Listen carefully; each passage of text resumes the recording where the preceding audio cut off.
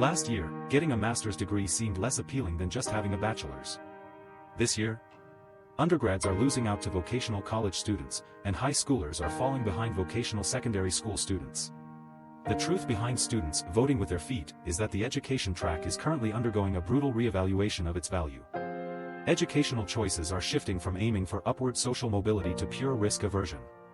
The country is pouring resources into getting vocational grads to pursue bachelor's degrees, but ironically, students are spontaneously choosing to go from bachelor's to vocational college. Take Zhongkao Railway Vocational and Technical College, for example. It's a vocational institution. In 2025, they're recruiting 135 bachelor's degree holders specifically, and guess what? They'll issue vocational diplomas upon graduation. Netizens are already complaining, saying, if you're going to get a bachelor's only to end up with a vocational diploma, you might as well skip 4 years of detours. Being a university student isn't even worth it anymore. But get this, it's not just Gaokao students choosing vocational colleges over universities.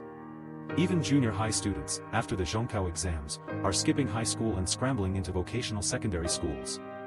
Guangzhou Light Industry Vocational School, Guangzhou Communications Vocational and Technical School.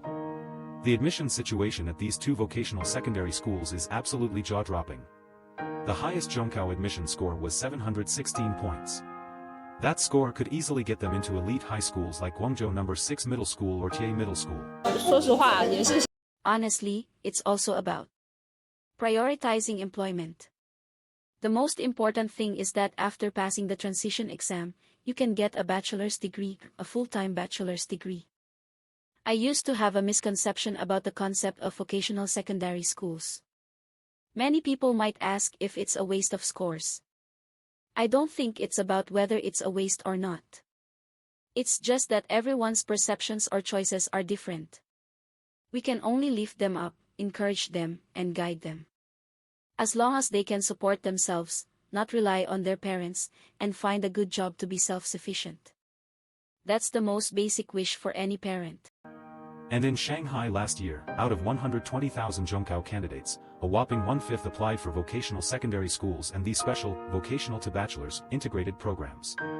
The admission rate for those programs was less than 10%, making them even harder to get into than the city's key high schools, which have a 23% admission rate. Shanghai Commercial Accounting School, another vocational secondary school, had an admission cutoff score for Shanghai High School equivalency of 677 points. That's higher than the cutoff for over 33 district-level key high schools, essentially tying with established municipal key schools like Jiaoding No. 1 High School. 18. So, why are these junior high students rushing to vocational secondary schools? Simply put, it's a strategic shortcut to overtake. Here's how vocational-to-bachelor's integration works. After junior high, students enter a vocational school for 3 years. Then, instead of the grueling Gaokao, they take an exam with a 95% pass rate, which grants them direct entry into a corresponding bachelor's degree program. These partner bachelor's universities, like Shanghai University of Applied Sciences, offer certain vocational-to-bachelor's integrated majors with nearly 100% direct employment, even landing students jobs at places like PetroChina. To put it simply, it's like securing a bachelor's degree, and even a job guarantee, 7 years in advance, right when you're still choosing your junior high options. So, when master's grads are seen as less valuable than undergrads, undergrads less valuable than vocational college students, and high schoolers less valuable than vocational secondary students. What the heck is going on in the world? The core reason comes down to two major mismatches during China's economic transition.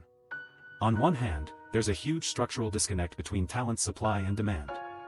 We all know the economy is shifting gears, and job opportunities in many traditional sectors are shrinking. While we're pushing for industrial upgrading, high-end industries just can't absorb that much labor. On the other hand, we compressed a century of industrialization from developed countries into just 40 years, but our education system still operates on an assembly line model. The education system keeps churning out graduates, with over 10 million university grads every single year. And they can't afford to wait. This education inflation is also leading to degree traps. Future generations will only find themselves in cutthroat competition for oversaturated majors like civil engineering and computer science. For Chinese families, the ROI on education has absolutely plummeted. The traditional education path is like a leveraged investment. You shell out 12 years of test prep costs, plus 4 years of university tuition, all to gamble on uncertain chances for social mobility. But now university tuition keeps climbing. Some majors hit 50,000 yuan a year, yet grads are lucky to pull in 4,000 yuan a month. Crunching the numbers, the payback period for educational investment is now super long, and the risk of studying your way into poverty is only growing.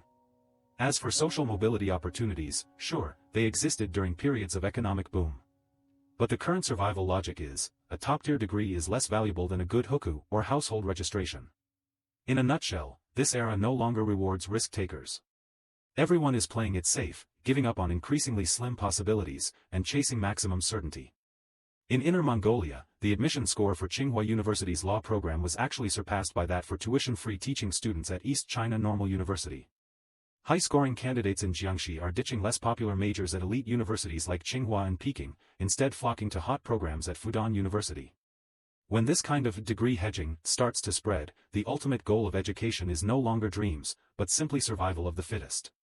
The truth isn't that you're not working hard enough, it's that the return on investment of our times is just falling.